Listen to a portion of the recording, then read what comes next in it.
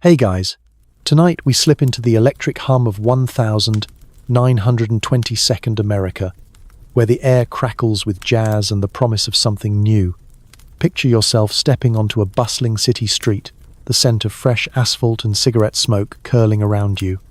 Horns blare from Model Ts, and women in short, fringed dresses, flappers, they call them, laugh as they dodge street vendors hawking apples.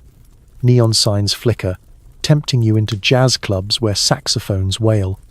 It's a decade of wild energy, but don't get too cozy, you probably won't survive the dance marathons that last for days.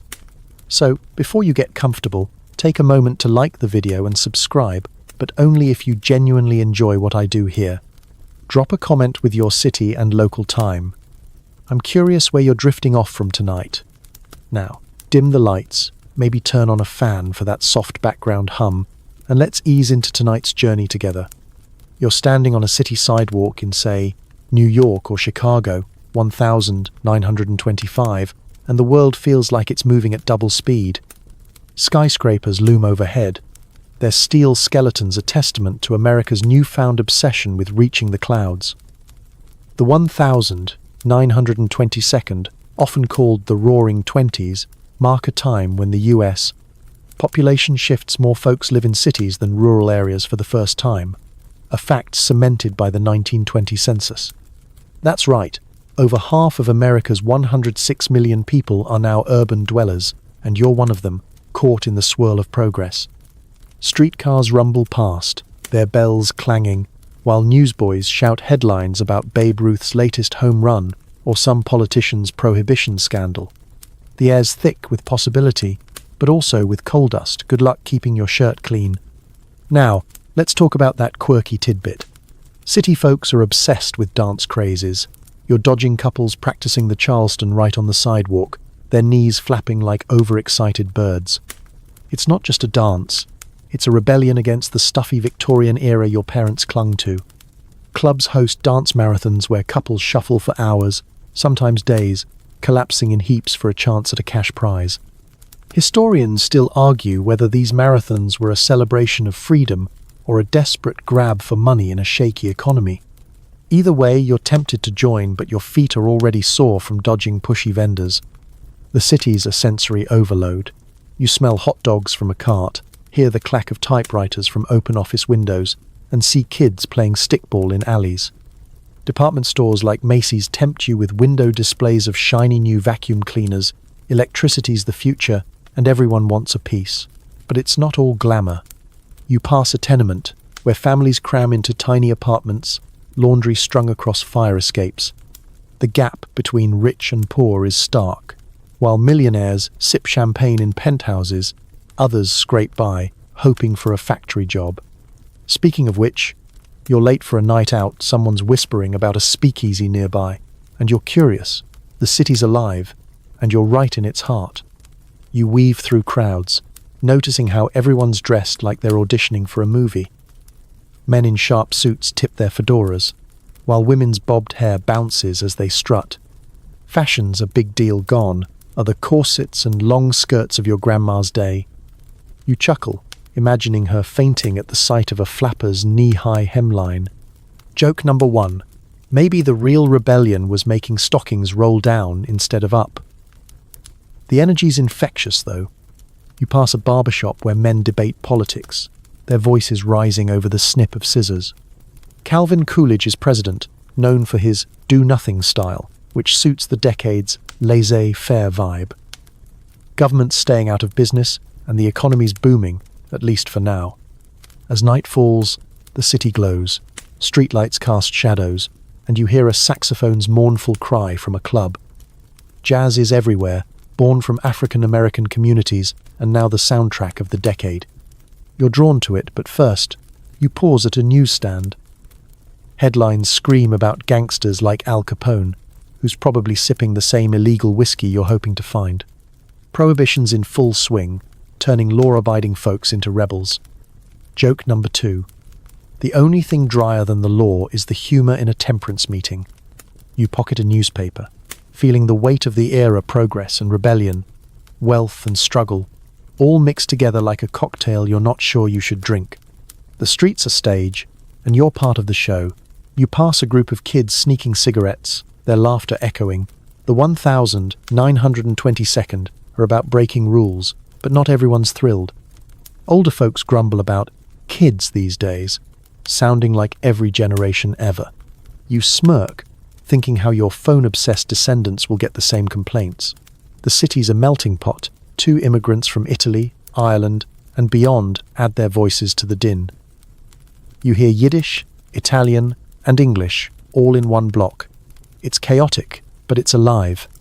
You're heading toward that speakeasy now, the promise of jazz and a stiff drink pulling you forward. The night's young, and the city's wide awake. You wake to the soft clatter of milk bottles being dropped on your doorstep, the dawn light creeping through lace curtains in a modest suburban home. It's morning in 1922nd America, somewhere outside the city's hustle, maybe Montclair, New Jersey, or a tidy Chicago suburb. The air smells of fresh-cut grass and brewing coffee, a far cry from the urban coal dust you dodged last night. Suburban life is booming. The 1922nd see a surge in planned communities, with over 10 million Americans now living in these quieter pockets, thanks to streetcar lines and new roads. You stretch, hearing the creak of your wooden bed frame, and glance at a shiny new electric clock on the nightstand. Electricity's changing everything your home's wired up, and you're secretly proud of the humming refrigerator downstairs. As you shuffle to the kitchen, you notice the quirky side of suburban progress. Your neighbour's obsessed with mail-order catalogues.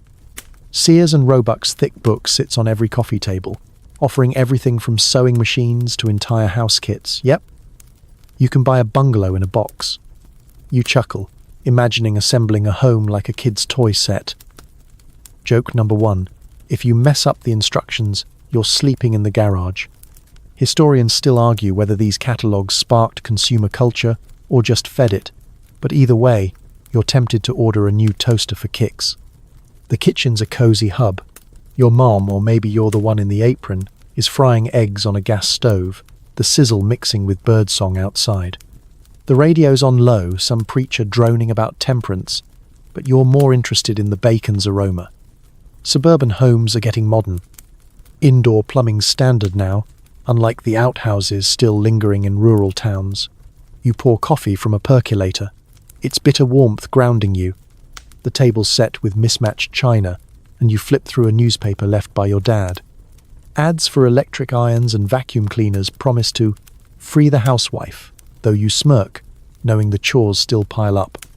Outside, kids race bicycles down tree-lined streets, their laughter echoing. Suburbia's designed for families, with neat lawns and picket fences straight out of a magazine. You step onto the porch, feeling the cool morning air, and wave to a neighbour watering her garden. She's probably gossiping about the new couple who threw a wild bridge party last night. Card games are the suburban equivalent of a speakeasy's thrill. You're not judging. You've got a deck of cards stashed for tonight's game. The suburbs feel safe, orderly, but there's a restless edge. Young folks like you crave the city's jazz clubs, even if it's just a train ride away. You head to the garage, where a shiny Ford Model T waits your family's pride and joy. Cars are everywhere now. By 1925, over 17 million are registered in the US, and suburbs are built around them. You crank the engine, grinning at the clunky roar. Joke number 2. It's less a car and more a temperamental horse with wheels. Driving to the local market, you pass new houses popping up like dandelions. Construction's a constant hum. Suburbia's growing fast, fueled by post-World War I prosperity. But not everyone's thriving. You spot a handyman fixing a fence. His worn clothes a reminder that the wealth isn't spread evenly. At the market, you grab a basket, weaving past shelves, stocked with canned goods and fresh produce. Kellogg's cornflakes are a hot item breakfast cereals, the new fad, promising convenience.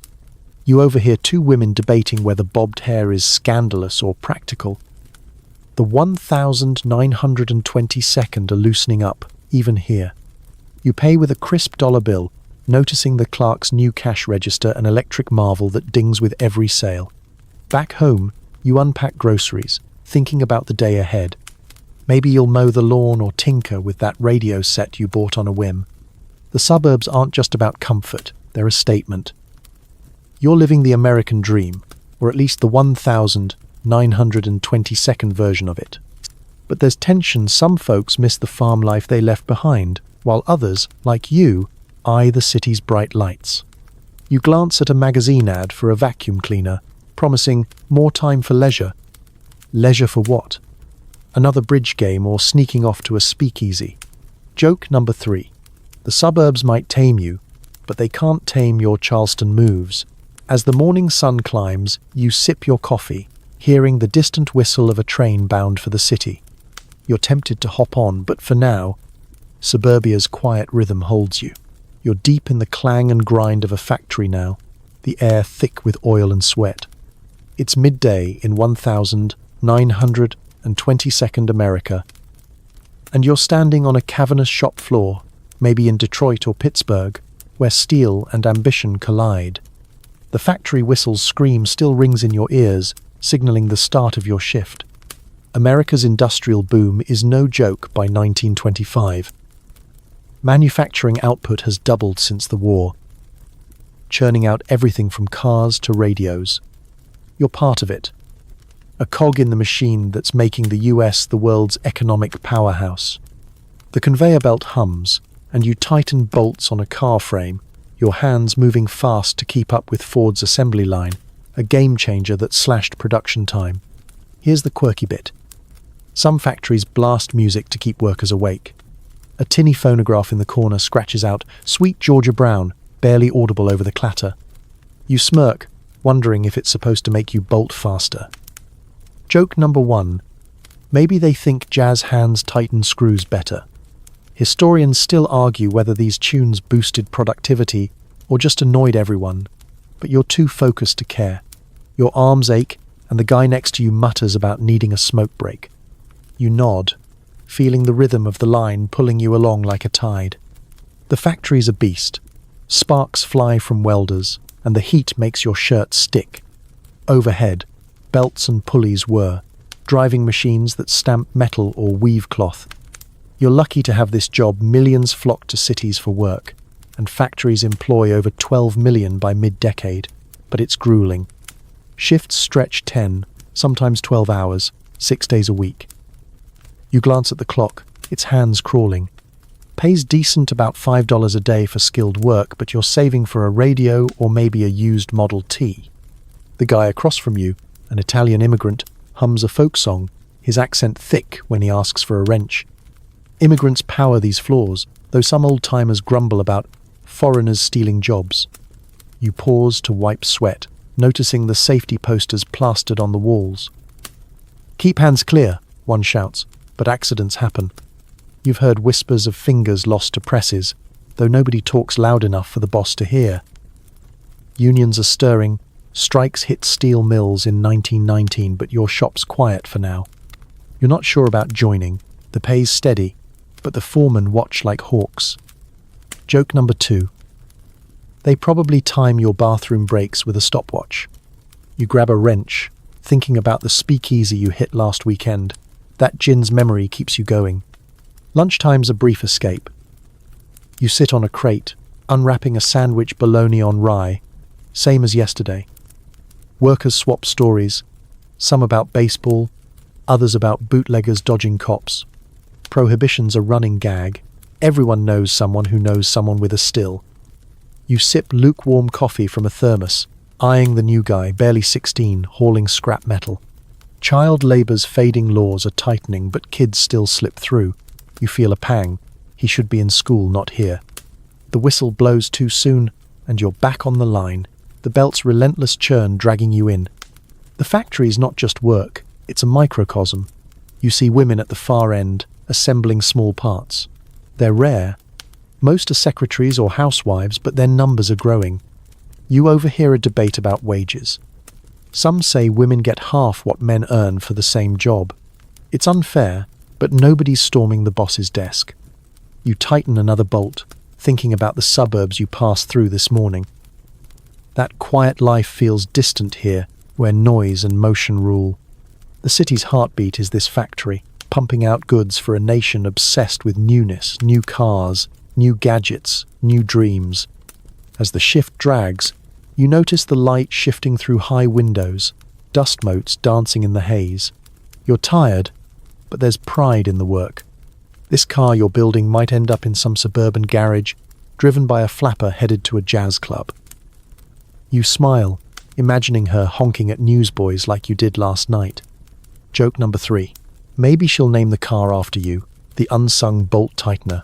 The day's end is near, but the line keeps moving. You glance at your buddy, who's whistling now, mimicking the factory whistle. You're in this together, building America's future, one aching muscle at a time. You're slipping through a dim alley now, the city's pulse thumping behind you as you approach a nondescript door. It's midnight in 1922nd America, and you're hunting for a speakeasy, one of those secret bars born from Prohibition's iron grip.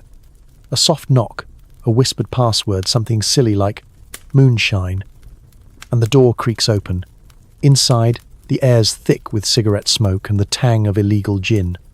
Prohibition, that grand experiment kicked off by the 18th Amendment in 1920, has turned drinking into a game of cat and mouse, with over 100,000 speakeasies sprouting across cities by mid-decade. You're in one now, tucked in a Chicago basement or a New York backroom, where the law feels like a distant nuisance. Here's the quirky tidbit. Some speakeasies serve drinks in teacups, so if cops raid, you're just sipping tea. You chuckle, holding a cup of what's definitely not Earl Grey. Joke number 1. The only thing brewing here is trouble. Historians still argue whether Prohibition cut alcohol consumption or just made it more glamorous. But you're too busy soaking in the scene to care. The room's lit by flickering lamps, casting shadows on flappers in beaded dresses, their laughter sharp over a piano's ragtime. Men in suspenders lean close, swapping stories of bootleggers outrunning the feds. You sidle up to the bar, where a bartender with a sly grin pours something clear and potent. Homemade, he winks, meaning it's probably bathtub gin, distilled in someone's apartment. It burns going down, like liquid fire with a hint of juniper. You wince, but it's worth it for the thrill. The crowds are mixed bankers, rubbing elbows with factory workers, all equal under the speakeasy's unwritten code. You spot a woman in a cloche hat, her cigarette holder glinting as she debates jazz with a guy who looks like he just left a boardroom. The 1922nd are leveling the playing field, at least in these hidden dens. The music shifts, a saxophone wailing a slow tune. Couples sway, their moves looser than the Charleston you saw on the streets. You lean against a wall, nursing your drink, noticing the bar's decor mismatched chairs, a velvet curtain hiding who knows what. Speakeasies are theatres of rebellion, and you're playing your part. You overhear a guy bragging about a rum-running gig off the Jersey coast, dodging Coast Guard cutters. Smuggling's big business. By 1925, organised crime's raking in millions, with names like Al Capone whispered like urban legends. You smirk, thinking how you dodged a cop on the way here. Joke number 2. Maybe you're the real gangster for finding this place. The air's getting warmer, the crowd louder. A woman nearby spills her drink, giggling as her date mops it up with a handkerchief. You notice the bartender slip a bottle under the counter, probably in case of a raid. Speakeasies thrive on this edge, the thrill of breaking rules. You take another sip, feeling the gin's buzz, and think about the factory you left hours ago. That grind seems worlds away now, replaced by this smoky, secret escape. The piano player picks up the tempo, and a few flappers start dancing, their heels clicking on the worn floor. You're tempted to join, but your dancing's more likely to clear the room. You glance at a clock 2 a.m., but time's irrelevant here. Speakeasies don't sleep, and neither does the city. You overhear a debate about whether Prohibition's saving souls or just funding mobsters. It's a fair question. The law's pushed drinking underground, but it hasn't stopped it. You spot a guy in a corner, sketching the scene on a napkin. An artist, maybe, capturing the era's defiance. You're part of this moment, a fleeting rebellion against a world trying to stay prim. Joke number 3. If prohibition's about morals, why is this gin making you feel so holy? As you finish your drink, the bartender nods, offering a refill. You hesitate, knowing dawn's not far off. The speakeasy's a bubble, a place where the 1,922nd contradictions, freedom and control, wealth and risk collide. You think back to the suburban kitchen you woke in, its quiet order so different from this chaos. The city's got you now, pulling you deeper into its nightlife. You pocket a matchbook with the bar's fake name scrawled on it, a souvenir of this illicit night. The music swells, and you're ready to slip back into the alley, chasing the next adventure. You're huddled around a wooden box in a cozy living room, the faint glow of a single bulb casting shadows on the wallpaper. It's evening in 1,922nd America, and you're tuning a radio, its crackle and hiss filling the room like a living thing. Radio's the new heartbeat of the nation by 1925. Over 5 million households own one, and stations like KDKA in Pittsburgh are beaming voices across the country. You twist the dial, catching snippets of a crooner's ballad, a preacher's sermon, and a crackly ad for soap flakes. This is no factory grind or speakeasy thrill. You're in a suburban home again, maybe that same one from your quiet morning, but now it's alive with invisible waves. Here's the quirky tidbit. Some folks swear radios pick up ghost signals, random voices from nowhere, spooking late-night listeners. You laugh, imagining a spectral DJ haunting the airwaves. Joke number 1. Maybe it's just your neighbor's cat meowing into the mic. Historians still argue whether radio unified America's culture or fractured it by amplifying local voices, but you're too busy fiddling with the knobs to care. The static clears, and a jazz tune spills out, making your little sister tap her foot. The whole family's here, Dad in his armchair, Mom knitting, and you, the unofficial radio wrangler. The radio's a marvel, all tubes and wires, looking like something from a mad scientist's lab. You paid a hefty $50 for this set, a chunk of your factory wages, but it's worth it. It's not just music. You're hearing live baseball scores, political speeches, and even cooking tips from some cheery host in New York.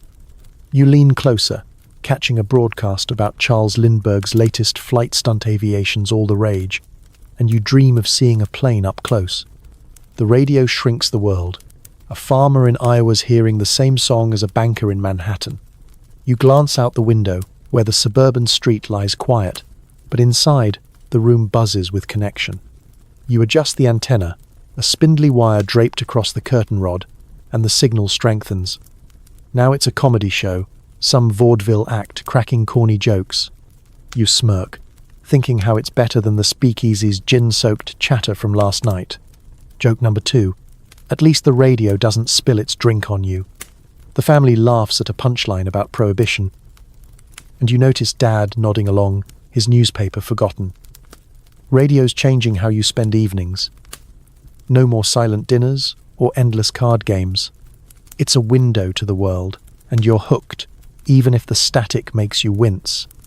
The broadcast shifts to a news report, something about a stock market rally. Everyone's talking money these days, and you wonder if you should buy a share or two. The radio's full of ads too, Pepsi. Cola's new jingle is catchy, promising twice as much for a nickel. You roll your eyes, everything's a sales pitch. But there's magic in the voices. Especially when a singer like Bessie Smith comes on, her voice raw and soulful. You close your eyes, picturing the Harlem clubs you've only heard about. Radio's your ticket there, no train fare needed. Your little brother begs to change the station, whining for a bedtime story program. You oblige, finding a kids' show with a narrator spinning tales of cowboys and pirates. It's a far cry from the factory's clang or the speakeasy's smoke, but it's just as much a part of the 1,922nd. You think about the city streets you walked, alive with jazz and rebellion, and how this radio ties it all together. The suburbs feel less isolated now, like you're part of something bigger. Joke number 3. Maybe the radio's the real speakeasy. sneaking stories into every home. As the program ends, a soft piano tune plays, perfect for winding down. You glance at Mom, who's dozing off, her knitting needles still. The radio's glow feels like a fireplace, warm and inviting, but you know it's a machine, not magic. Still, it's changed how you see the world. America's no longer just your street or your city. It's everywhere the signal reaches. You turn the volume low, letting the music hum like that fan you left on for background noise. The night's settling in, and you're content, but part of you wonders what's next, maybe a drive in that Model T you've been eyeing. You're gripping the steering wheel of a Model T, its engine rattling like a tin can full of marbles as you bounce along a freshly paved road. It's a sunny afternoon in 1922nd America, and you're out for a drive, maybe heading to a picnic or just cruising to feel the wind. Cars are king now by 1925. Ford's churned out over 10 million Model Ts, and nearly 1 in 2 American households owns a vehicle. You're part of the car culture revolution, trading horse-drawn buggies for this clunky black beast that smells of gasoline and freedom. The road stretches past suburban homes and open fields, and you honk at a kid chasing a stray dog, grinning at the sheer thrill of motion. Here's the quirky tidbit. Some folks treat their cars like pets, giving them names like Betsy or Old Reliable. You pat the dashboard, wondering if your Tin Lizzie deserves a nickname. Joke number 1. Maybe call it Rattles, since it shakes like it's dancing the Charleston. Historians still argue whether cars liberated Americans or chained them to debt and traffic jams, but right now, you're too busy dodging potholes to care. The Model T's no luxury ride top speeds about 45 miles an hour, and you're cranking the hand starter every time it stalls, which is often. You adjust your goggles. Dust's a menace on these half-paved roads, and check the fuel gauge, a stick you dip into the tank. Gas is cheap, about 20 cents a gallon, but you're still careful. Factory wages don't stretch far.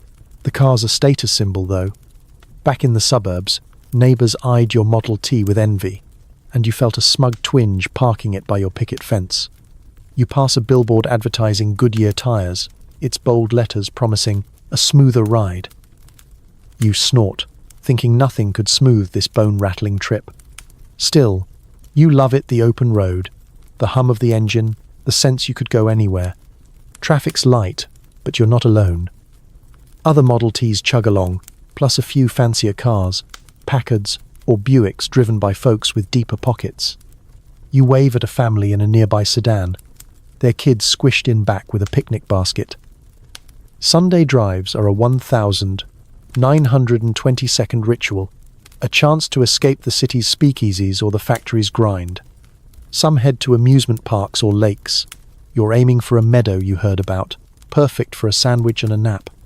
The radio's still in your mind, its jazz tunes echoing, but out here, the only soundtrack is the engine's sputter and the occasional moo from a roadside cow.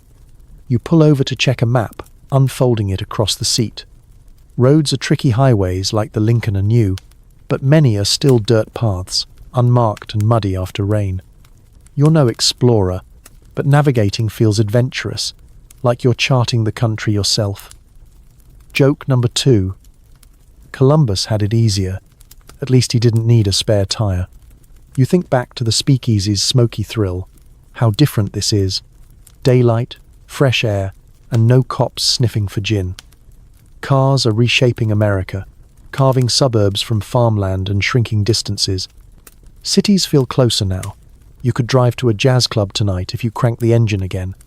The car's not just freedom, it's work too. You pass a gas station, where an attendant in overalls pumps fuel and offers to check your oil.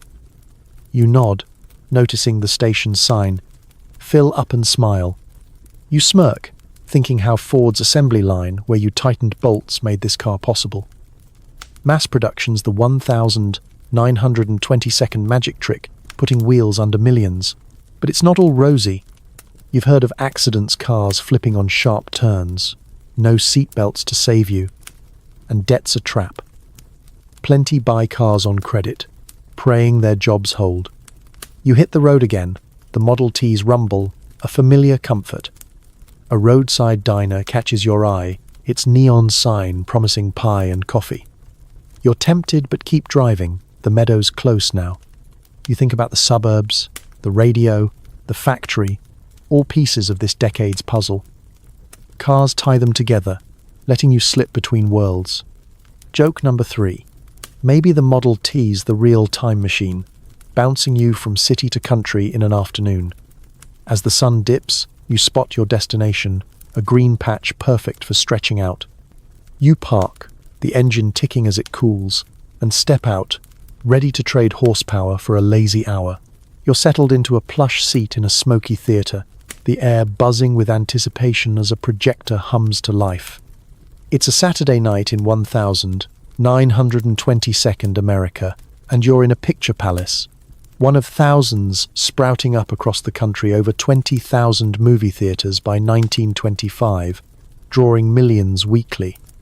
The lights dim, and a silent film flickers onto the screen, its black and white images dancing to a live pianist's ragtime. You're here for escape, trading the Model T's rattle and the speakeasy's gin for a world of melodrama and slapstick. The screen's glow pulls you in, and you're lost in a story of romance or adventure, the kind that makes the 1922nd feel larger than life.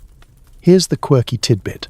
Some theatres hire explainers to narrate silent films for confused audiences, shouting plot points over the music. You glance at the guy in the corner, mouthing along with the screen, and stifle a laugh. Joke number 1. He's basically your nosy neighbour, but with a paycheck. Historians still argue whether silent films shaped a shared American identity or just fed escapism, but you're too busy munching popcorn 10 cents a bag to care. The film's a Charlie Chaplin comedy, and his tramp character's waddle gets a chuckle from the crowd, including the kid next to you, who's sneaking candy from his sister's purse. The theatre's a spectacle itself, all velvet curtains and gilded chandeliers, a far cry from the factory's grit or your suburban porch. You're in a city, maybe Los Angeles, where Hollywood's churning out films like Ford makes cars. The industry's booming. By mid-decade, movies gross over $1 billion annually, and stars like Clara Bow and Rudolph Valentino are household names.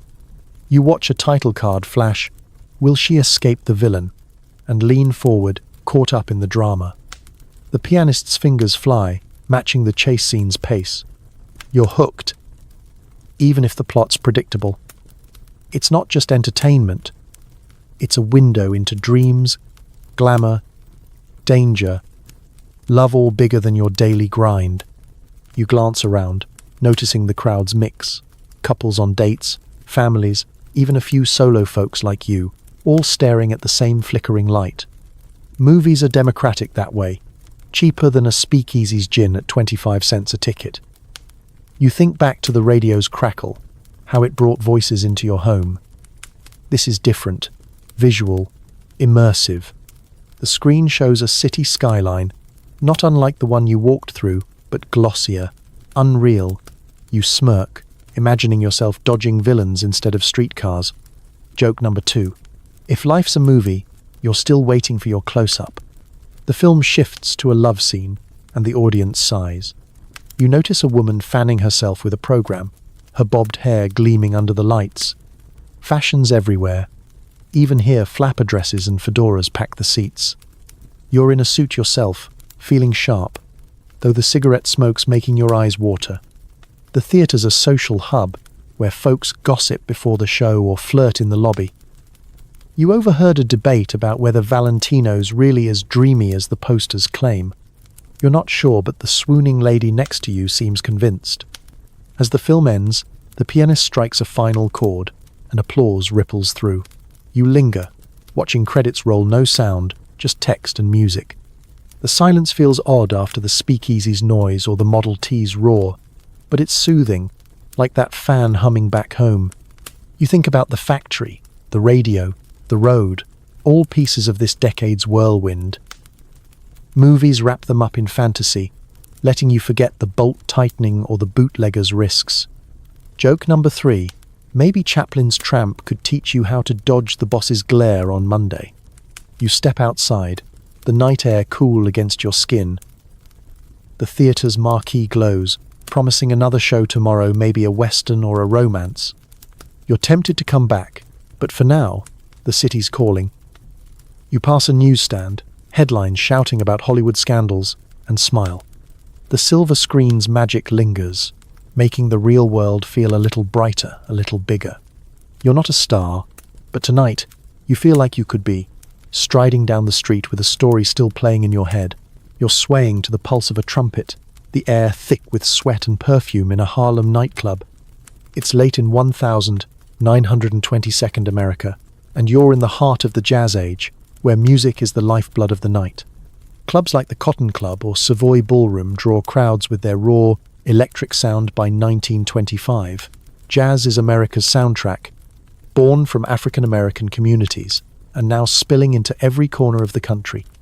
You're shoulder to shoulder with dancers, their feet flying in the Lindy Hop, a dance as wild as the saxophones wail.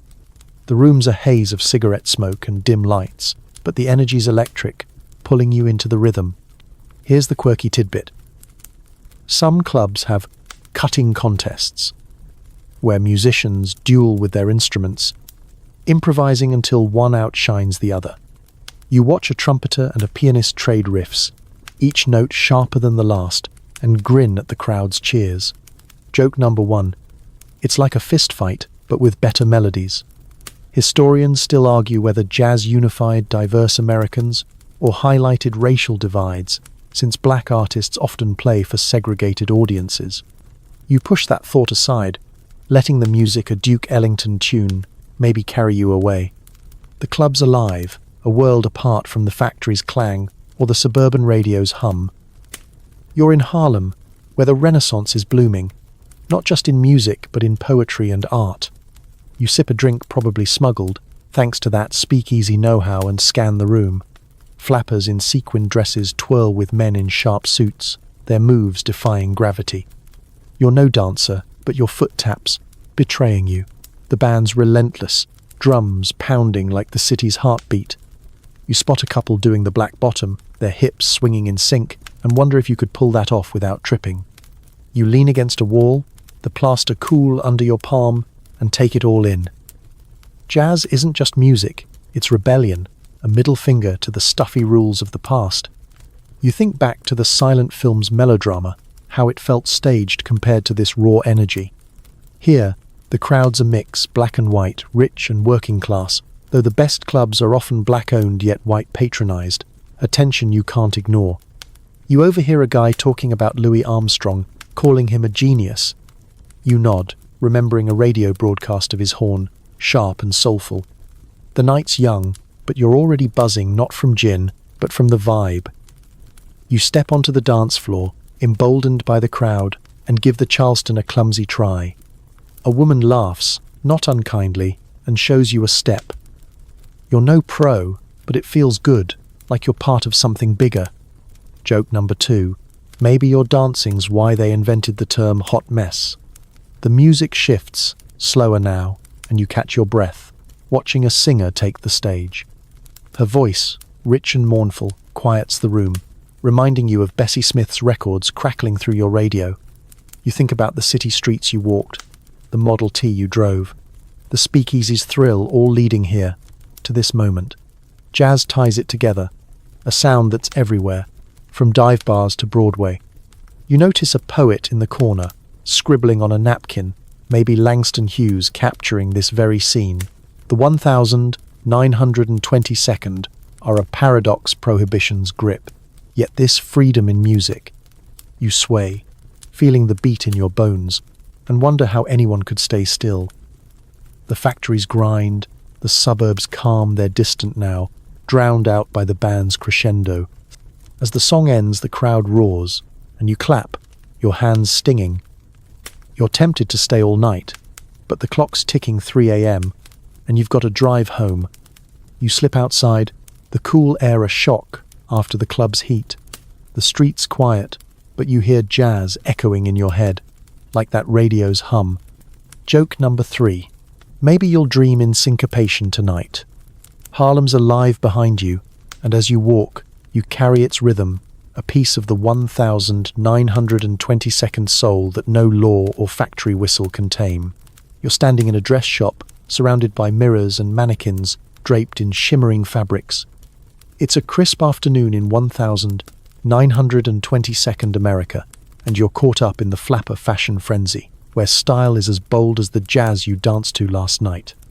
The shop's buzzing women flip through racks of dresses, their hems scandalously above the knee, a sharp break from the ankle-length gowns of a decade ago.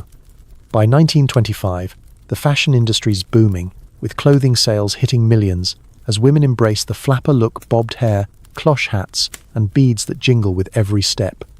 You hold up a fringed dress, its sequins catching the light, and wonder if you've got the nerve to wear it. Here's the quirky tidbit. Some flappers sew bells into their hemlines to jingle louder at dances, turning heads with every shimmy. You smirk, imagining the racket at a crowded club. Joke number 1. It's like wearing a cat toy to a Charleston contest. Historians still argue whether flapper fashion was pure rebellion or a clever marketing ploy by department stores, but you're too busy eyeing a silk scarf to care. The shop girl, her own hair bobbed sharp, suggests a headband with a feather, and you're tempted, she says, it's all the rage in Paris. You run your fingers over a dress's beaded fringe, feeling the weight of the era's shift. Women's fashion is a revolution. Corsets are out, replaced by loose, boyish silhouettes that let you move, dance, breathe. You think back to the Harlem Club, where flappers spun like fireflies, their dresses flashing under dim lights. Here, the shop smells of lavender and new fabric, a far cry from the speakeasy's smoke or the factory's oil. You try on a cloche hat, its snug fit framing your face, and catch your reflection. You look modern, like you belong in a movie or a jazz joint. The shop's crowded with women your age, giggling over stockings that roll down just right. You overhear a debate about whether short skirts are immoral. Some churches still preach against them, but the flappers don't care. You don't either. The freedom's intoxicating. You pick up a pair of T-strap shoes. Their heels low enough for dancing, but sharp enough to feel chic. The price tag stings $5, half a day's factory wages, but you're saving up, maybe from skipping those movie tickets last week. You smile, remembering Chaplin's Tramp waddling on the screen, and think how this dress might steal the show. Fashion's not just about looks, it's power. You notice a woman buying a suit, yes, a suit, tailored and sharp, for office work, or maybe just to make a point. Women are pushing boundaries, voting now, working more, and their clothes shout it. You think about the radio's ads, pushing modern styles, and the Model T you drove, which let you zip to shops like this. It's all connected cars, jazz, movies, and now this dress that feels like a declaration. Joke number 2. Maybe the real prohibition is on boring clothes. You step outside, clutching a paper bag with that headband you couldn't resist. The street's alive with women in similar outfits, bobbed hair bouncing, pearls swinging. Men tip their fedoras, some approving, others tesking like your grandma did at your rolled stockings. You laugh, thinking how she'd faint at this shop's display. The 1922nd are rewriting the rules, and you're wearing them. You pass a tailor's window, where a sign boasts custom flapper frocks in 24 hours. Speed's everything now. Fast cars, fast music, fast fashion. You're part of it, strutting like you own the sidewalk. As you head home, you imagine wearing this headband to the next jazz club, maybe even catching a cutting contest like last night's. The city's changing you, from the suburbs' quiet to this bold new skin. Joke number 3. If your dress jingles louder than the band, you're doing it right. You glance at a newsstand, where a magazine cover shows a flapper mid-twirl, and feel a spark of pride. You're not just dressing the part, you're living it. One bead, one feather, one defiant step at a time. You're ducking through a shadowy warehouse, the air heavy with the sharp scent of whiskey barrels and damp wood. It's the dead of night in 1922nd America, and you're tangled up in Prohibition's secret games, running with bootleggers who keep the speakeasies stocked. The 18th Amendment's ban on alcohol has spawned a black market empire by 1925. Illegal liquor is a $3 billion industry, and you're brushing up against its edges. Maybe you're just a curious tag-along, Or maybe you're hauling crates for extra cash. But either way, you're in deep, heart-pounding as you listen for sirens. The city's asleep, but this world's wide awake, fueled by defiance and greed. Here's the quirky tidbit. Some bootleggers hide booze in hollowed-out loaves of bread to sneak past cops. You stifle a laugh, picturing a loaf leaking gin on a patrolman's shoes. Joke number 1. Nothing says fresh baked like a whiskey crust. Historians still argue whether Prohibition fueled organized crime or just exposed its roots, but you're too busy watching your step to care. A guy named Joey, all slick hair and sharper eyes, motions you to stack crates labeled molasses against the wall. You know better those barrels hold moonshine, probably cooked in a backwoods still. The warehouse is a maze of shadows, lit by a single flickering bulb. You hear a creak and freeze, thinking it's the feds, but it's just a rat scurrying past. Joey whispers about a shipment headed to that speakeasy you slipped into, the one with teacup cocktails. You smirk, remembering the gin's burn, and now you're seeing how it got there. Bootlegging's a high-stakes game. Rum runners smuggle rum from the Caribbean, while others truck whiskey from Canada.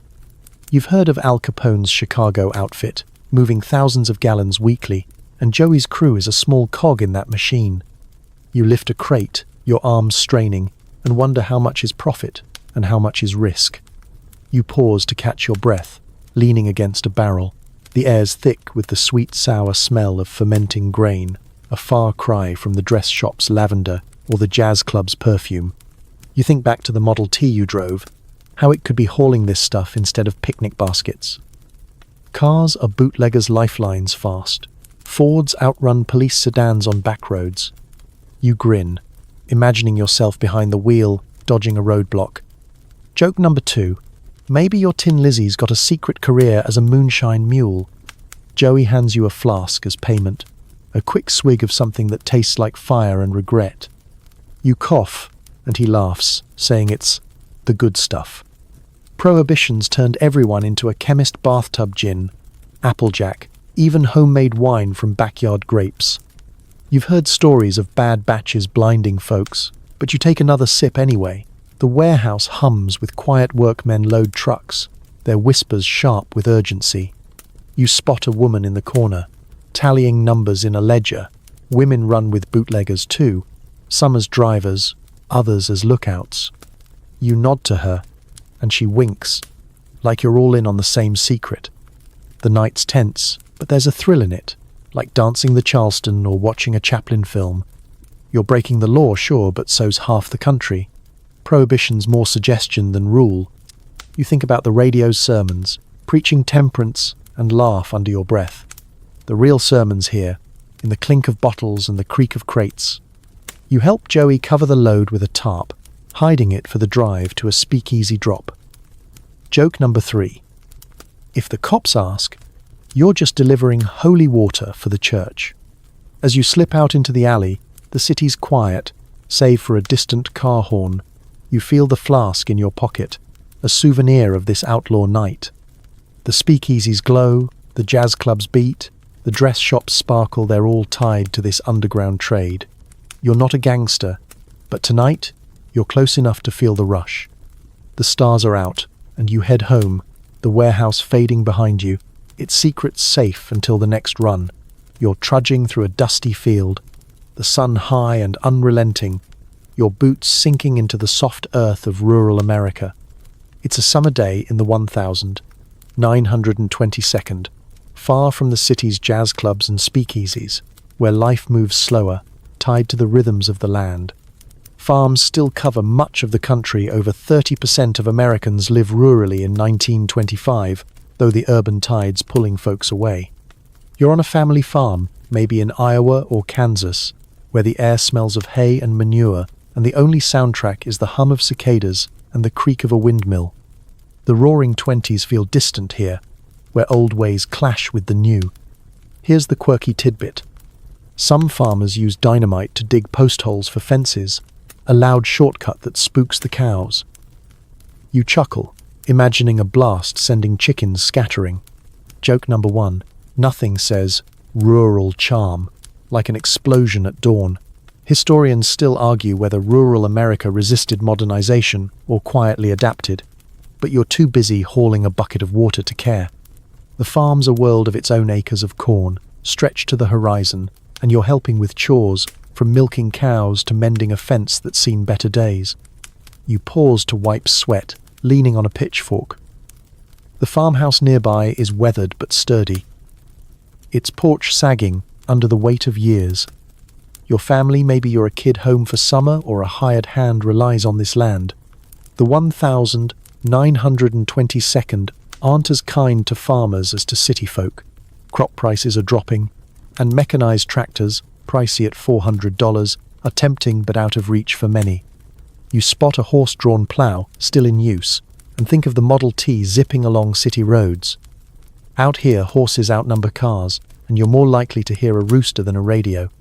You head to the barn, where the air's cooler, thick with the scent of straw. A kid your cousin maybe feeds chickens, tossing grain like he's sowing dreams. You remember the radio's crackle, how it brought jazz to your suburbs. But here, news comes from neighbors or a weekly paper. You grab a sack of feed, your arms aching like they did in the factory. Farming's no easier than tightening bolts, it's just quieter. You overhear your uncle grumbling about city slickers and their newfangled ways, electric lights, flapper dresses. He's not wrong. The dress shop sequins feel like another planet. Yet change is creeping in. You notice a Sears catalogue on the kitchen table, its pages dog-eared with dreams of electric churns or mail-order shoes. Some farmers are buying radios, powered by batteries since rural lines lack electricity. You smirk, thinking of the ghost signals you laughed about in the suburbs. Joke number 2. Maybe out here, the ghosts are just bored cows lowing into the ether. You help stack hay, the work grounding you, but your mind wanders to the speakeasy's thrill, the jazz club's pulse. Rural life's steady, but it's losing ground to the city's pull. Dinner's a simple affair. Cornbread, beans, and a slice of ham, eaten on a porch as the sun dips. You listen to your aunt talk about the county fair, where folks show off prize pigs and homemade pies. It's a community lifeline, drawing families from miles around. You think of the bootlegger's warehouse, its illicit crates, and how moonshine's brewed in these hills too, hidden in barns. Prohibition's reach is long, even here. You sip lemonade, tart and cool, and watch fireflies blink. The city's jazz and movies feel like stories from another life, but you're curious, maybe you'll visit again soon. As night falls, you lie in a creaky bed, the house silent save for crickets outside. Rural America's holding on, but you feel the tug of progress. Tractors, radios, cars. You're caught between worlds, like the nation itself. Joke number 3. Maybe the real crop out here is dreams of city lights. You drift off. The farm's quiet, a balm after the factory's clang and the speakeasy's chaos. But part of you wonders what's next, a train to the city or another day in the fields. You're standing in a crowded brokerage office, the air buzzing with nervous excitement as men in suits scribble numbers on chalkboards. It's a bustling day in 1,922nd America, and you're caught up in stock market fever, where everyone's betting on a soaring economy. By 1925, the Dow Jones Industrial Average is climbing up over 100% since the decade began, and ordinary folks like you are pouring savings into stocks, dreaming of quick riches. The office smells of ink, cigar smoke, and ambition, with typewriters clacking and telephones ringing off the hook. You clutch a newspaper, its financial page dog-eared, wondering if you should buy shares in General Motors or RCA. Here's the quirky tidbit. Some brokers peddle stocks door to door, like vacuum cleaner salesmen, convincing housewives to invest their egg money. You smirk, imagining a slick talker charming your suburban neighbor into buying radio shares. Joke number 1. Maybe he threw in a free toaster to seal the deal. Historians still argue whether the stock market boom was a sign of real prosperity or a bubble waiting to pop, but right now, the room's alive with optimism. You overhear a guy boasting about doubling his money on Ford stock, and you're tempted your factory wages could use a boost. The brokerage is a circus. Men in vests, shout orders, their faces flushed as stock tickers spit out paper ribbons like confetti. You watch a clerk update prices, the chalk squeaking with every jump. Everyone's talking margin, borrowing money to buy stocks, a trick that's making millionaires overnight. You've got $50 saved, enough for a share or two, but the risk makes your stomach twist. You think back to the rural farm, where wealth was measured in corn and cows, not paper promises. Here, it's all numbers, and the crowd's betting America's only going up. You step closer to a ticker machine, its clicks hypnotic. The guy next to you, a bank teller by his look, mutters about easy money. You nod, remembering the radio's ads promising wealth through stocks, just like they pushed Pepsi or flapper dresses. The 1922nd are about speed, fast cars, fast music, fast money. You glance at a poster touting, invest in America's future, and feel the pull. The speakeasy's thrill, the jazz club's pulse, even the Model T's rumble, they're all fueled by this same giddy belief in tomorrow. But there's a whisper of doubt. You've read about market corrections, shaking out small timers like you. You decide to buy one share, handing over your cash to a broker with a grin too wide.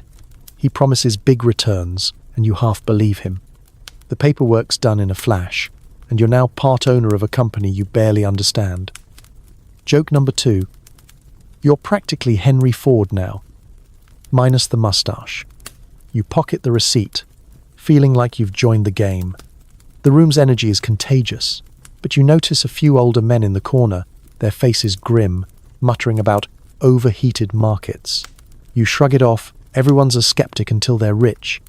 As you leave, the street feels different, like you're carrying a secret. You pass a newsboy hawking papers with headlines about soaring stocks and new skyscrapers.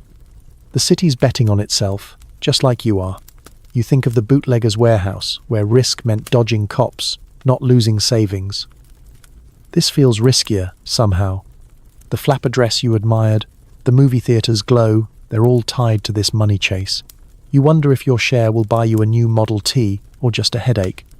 Joke number 3. Maybe you'll frame the stock certificate as modern art when it tanks. The day's fading, and you head home, the brokerage's buzz still in your ears. You're part of the 1922nd dream machine now, for better or worse. The stock market's a gamble, but so's everything else: drinking illegal gin, dancing till dawn, or driving a rattling car. You glance at the sky, hoping your bet pays off, but deep down, you know the game's just getting started. You're standing in a polling station, the air thick with the scent of ink and old wood, clutching a ballot that feels like a small revolution. It's 1925-inch America, and you're a woman, voting for the first time, tasting the newfound freedoms of the 1922nd. The 19th Amendment, ratified in 1920, gave women the right to vote, a seismic shift that sent over 8 million women to the polls by mid-decade. You're in a small town hall, or maybe a city precinct, surrounded by other women, some nervous, some defiant, marking their ballots with pencils that tremble from pride or inexperience. The weight of the moment hits you. This is power, but it's not without limits. Here's the quirky tidbit. Some women carry voting purses, stuffed with pamphlets to remind them how to mark ballots, a fad born from fear of messing up. You pat your own bag, grinning at the crumpled guide inside. Joke number 1. It's less a purse and more a democracy survival kit. Historians still argue whether the 19th Amendment sparked true equality or just cracked the door open, but you're too focused on the ballot to care. You check a box for a local candidate, your hands steady, and feel a spark. Your voice matters, even if the world's not ready to listen fully. The room's a mix of faces, young flappers with bobbed hair, older women in long skirts, all united by this act. You notice a man at the door, a poll watcher, eyeing the crowd like he's not sure women belong here. You smirk, thinking of the flapper dress you tried on. Its beads a rebellion in themselves. Voting's another kind of defiance, louder than any Charleston step. You overhear whispers about candidates. Some women debate a senator's stance on prohibition, others just want better schools. You're voting for a mayor who promises more streetlights, a small choice that feels huge. Outside, the world hasn't caught up. Women can vote, but you're still paid less in factories, sometimes half a man's wage for the same work. You think back to the factory's clatter, where women assembled parts but rarely climbed the ranks. Even in the speakeasy, men called the shots, pouring gin while women danced. Yet here, your mark on the ballot is equal. You drop it into the box, the thud satisfying, and catch a woman's eye, she nods, like you're both in on a secret. The 1922nd are rewriting rules, but it's slow, like a Model T climbing a hill. You step into the street, where a campaign poster flaps in the breeze. Some men tip their hats, others mutter about women meddling. You laugh, remembering the jazz club's energy freedom's a fight, whether it's dancing or voting. The radio's been buzzing with suffrage talk, and you recall a broadcast praising women's new influence. It's not just politics. You're seeing women in offices, driving cars, even running bootleg gigs. Joke number 2. Maybe next, you'll smuggle votes instead of whiskey. The thought's thrilling, but you know change is a grind. Courts still limit women's rights, and old traditions die hard. As you walk, you pass a group of women handing out flyers, urging others to vote next election. Their energy's infectious, like the stock market fever you felt in the brokerage. But this feels deeper, less fleeting. You think of the rural farm, where your aunt probably voted for the first time too, her calloused hands marking a ballot instead of a plough. The city's push for progress, jazz, movies, cars, fuels this moment, but it's your choice that makes it real. You're not just a flapper or a factory worker, you're a citizen, and that's a quiet power.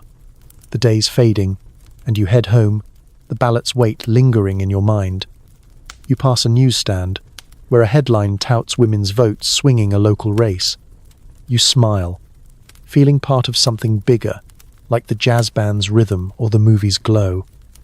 Joke number 3. If men think women's votes are trouble, wait till they see your next dance move. The 1922nd are yours now, not just in style or sound, but in voice. You're ready to use it again, whether at the polls or in the streets, where the fight for freedom's just beginning.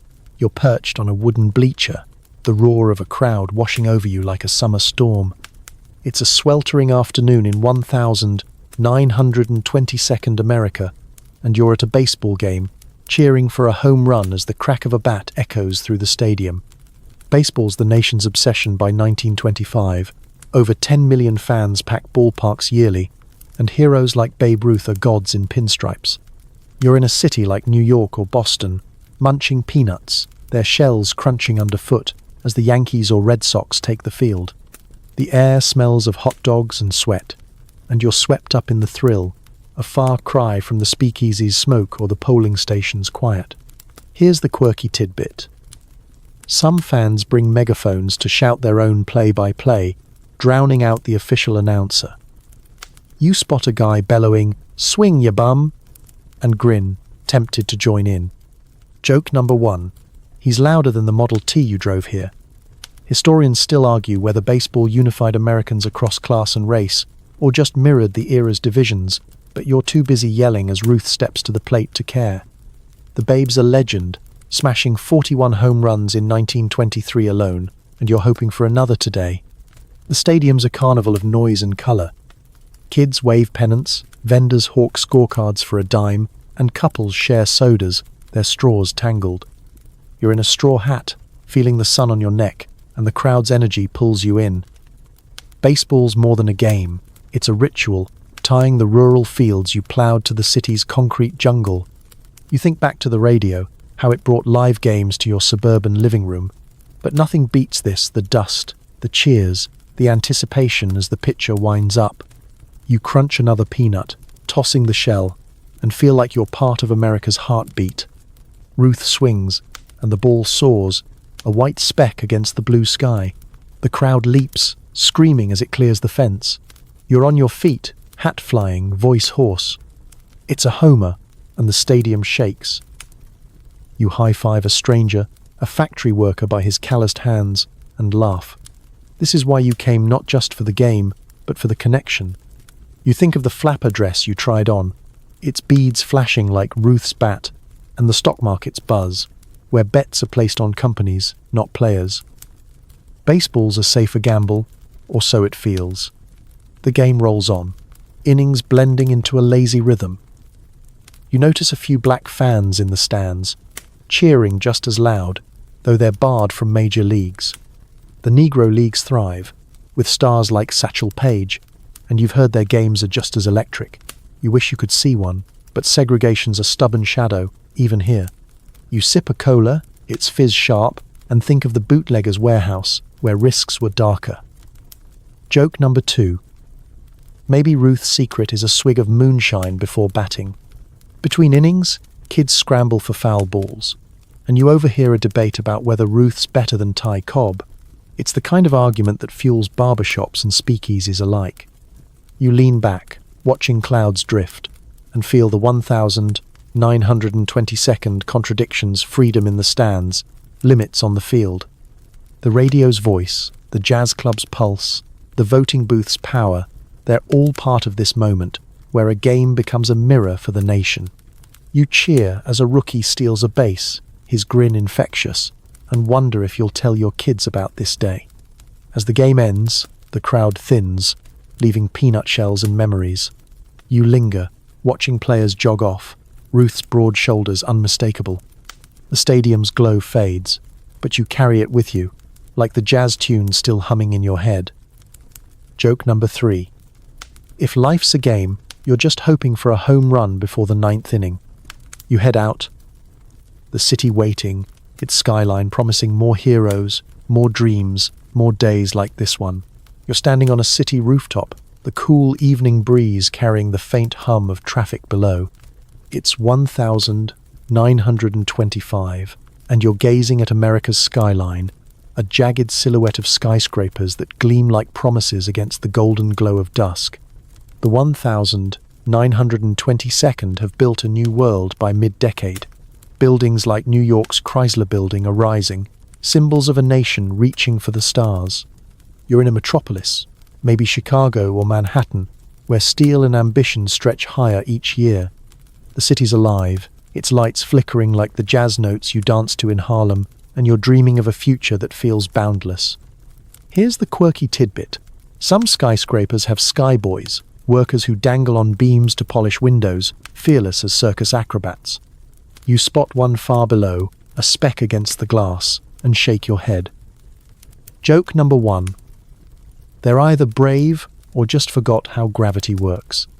Historians still argue whether these skyscrapers were monuments to progress or vanity projects for the rich. But you're too awestruck to care. You lean on the railing, the city sprawling beneath you, factories, speakeasies, ballparks all stitched together by the decade's restless energy. The skyline's a testament to the 1,922nd boom.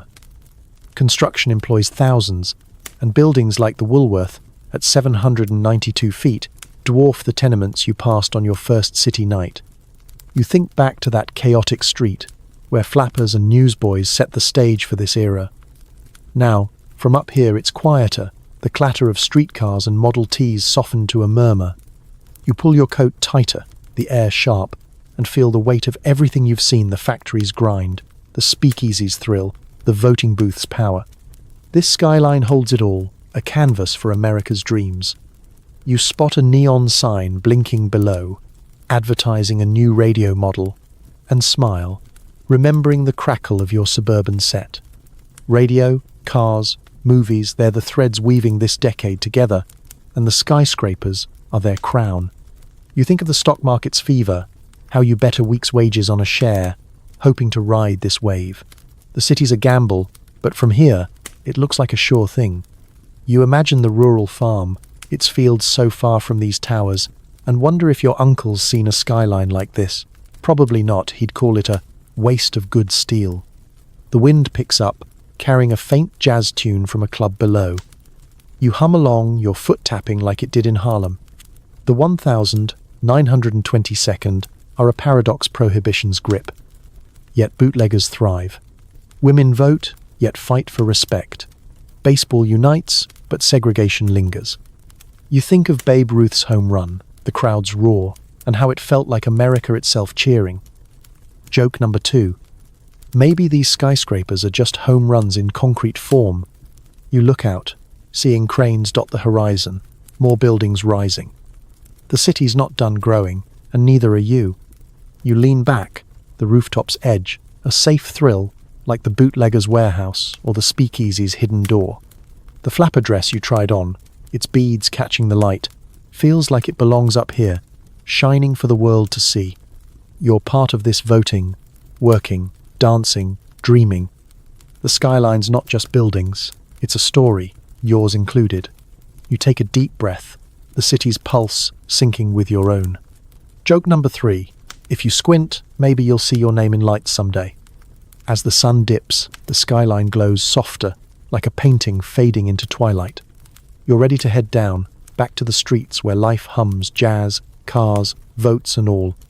The 1922nd have given you a front row seat to a world remaking itself, and you're not just watching, you're living it. The city's yours, from the factory floor to this rooftop perch, and every moment's a step towards something bigger. The lights below twinkle now, their edges blurring as night settles over the city. You feel your eyelids grow heavy. The day's adventures, fields, factories, speakeasies, and stadiums melting into a gentle hum. The skyline softens, its sharp lines fading into a dreamlike glow, like the last notes of a jazz tune drifting away. You're safe here, wrapped in the quiet rhythm of the 1922nd, where every street, every song, every vote carried a spark of possibility. Let the city's pulse slow, its sounds easing into a whisper, like the fan humming back home. Close your eyes, let the skyscrapers blur, and drift into sleep, carried by the decade's endless dreams.